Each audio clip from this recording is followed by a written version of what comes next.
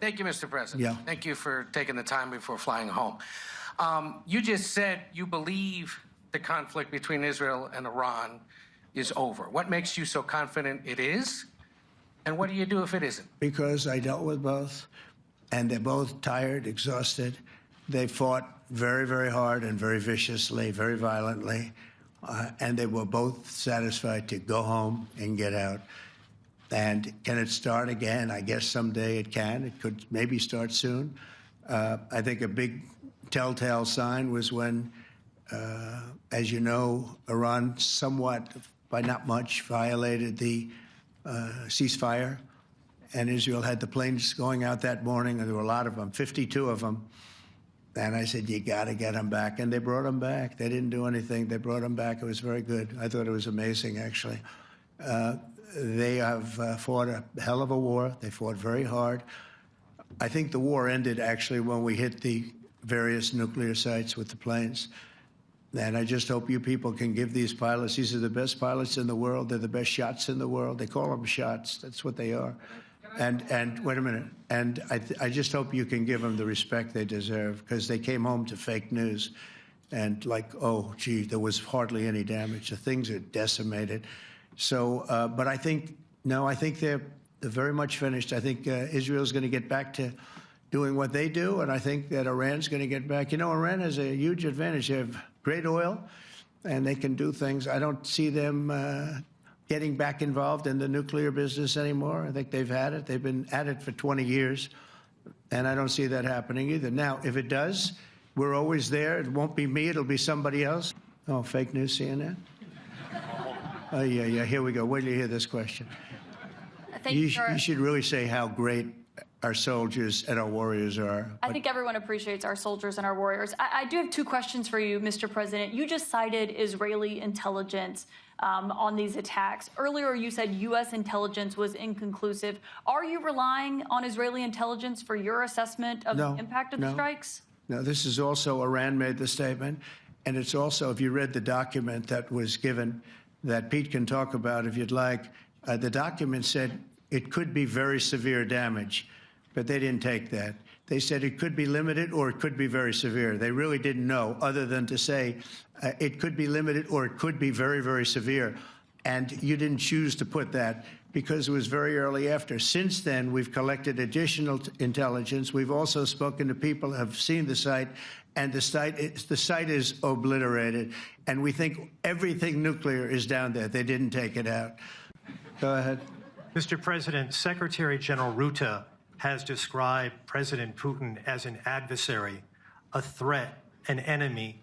Do you view him the same way? And in addition to that, you mentioned General Kane, your chief of staff, the chairman of the Joint Chiefs of Staff. General Kane. Yes. He has said that Mr. Putin has territorial ambitions beyond Ukraine. Do you view that in the same way? It's possible. I mean, it's possible. I know one thing. He'd like to settle. He'd like to get out of this thing. It's a mess for him. He called the other day. He said, can I help you with Iran? I said, no, you can help me with Russia. Because, you know, in the last few weeks, we took care of India and Pakistan, Kosovo, Serbia. I think on Friday we have coming in, the Congo is coming in, and Rwanda is coming in. That was a vicious war that went on, a machete war. Heads chopped off all over Africa. They're coming in. We did two others in addition to that. Nobody's ever done anything like this. No, I consider him a person that's, I think, been misguided. I'm very surprised, actually. I thought we would have had that settled easy. I've settled 4 of them in the meantime. But he did call up, and he said, you know, he's close to Iran. He'd like to help us get a settlement. I said, no, you help me get a settlement with Russia. And I think we're going to be doing that, too. Yeah. Thank you, Mr. President. You've made clear your position on what impact the strikes had. I wanted to ask you what is next with Iran. For instance, is there any indication from U.S. intelligence that Iran was able to move any material? No, just the opposite. We think we hit them so hard and so fast they didn't get to move. And if you knew about that material, it's very hard and very dangerous to move. Are you It's called, in many people, they call it dust, but it's very, very heavy. It's very, very hard to move. And they were way down. You know, they're 30 stories down. They're literally 30, 35 stories down underground. You think you got it all? Oh, yeah, we think we got it. We think it's covered with granite, concrete, and steel.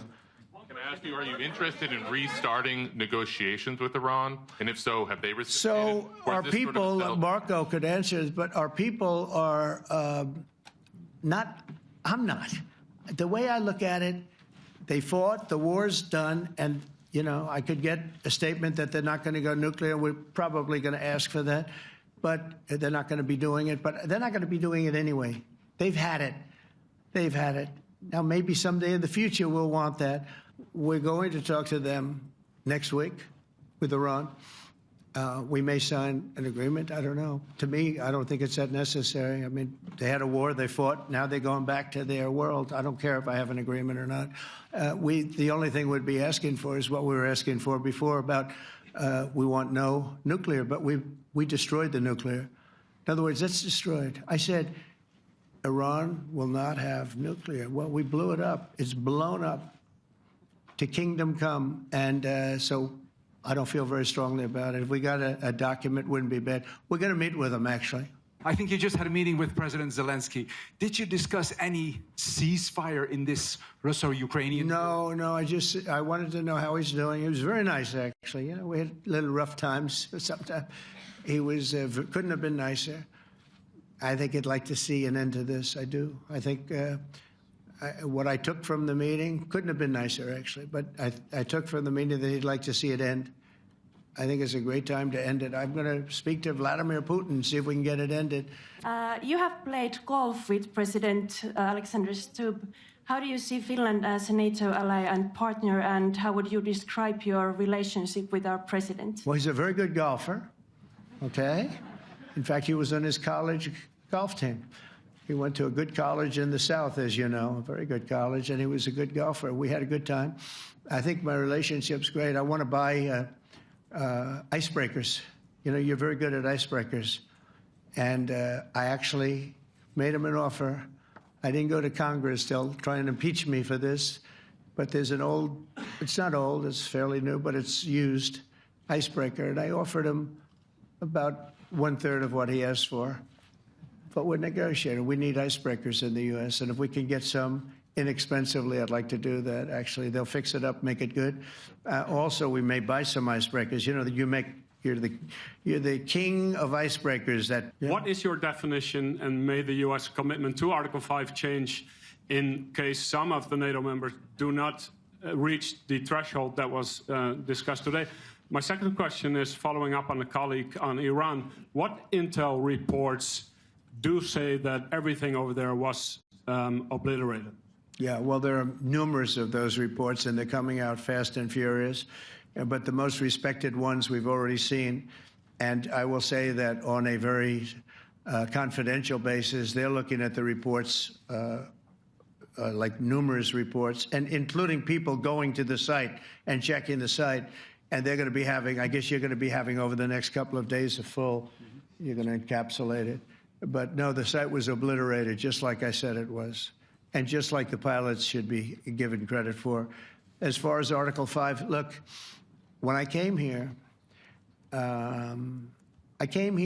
because it was something I'm supposed to be doing, but I left here a little bit differently. I said, I watched the heads of these countries get up, and the love and the passion that they showed for their country was unbelievable. I've never seen quite anything like it. They want to protect their country, and they need the United States. And without the United States, it's not going to be the same. And you can ask Mark, or you can ask any of the people that were there. It was really moving to see it.